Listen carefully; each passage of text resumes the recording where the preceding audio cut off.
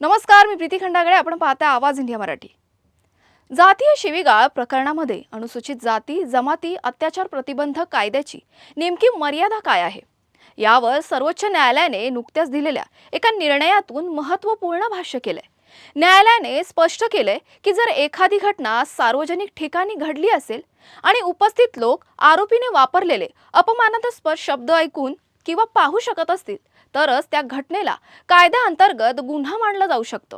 अन्यथा खाजगी घराच्या चार भिंतींच्या आत इतर कोणीही उपस्थित नसताना झालेली जातीवाचक शिवीगाळ किंवा अपमान हा गुन्हा मानला जाऊ शकत नाही. दरम्यान सर्वोच्च न्यायालयाच्या या निर्णयावर ॲडव्होकेट गुणरत्न सदावर्ते यांनी नाराजी व्यक्त केली आहे. पब्लिक व्ह्यू आणि पब्लिक प्लेस या शब्दांच्या तांत्रिक व्याख्येमुळे भविष्यात आरोपींना फायदा होण्याची त्यांनी भीती व्यक्त केली आहे. तसेच संसद आणि राज्य सरकारनी या अटींमध्ये बदल करण्यासाठी तातडीने पावलं उचलावीत अशी मागणीही त्यांनी केली आहे.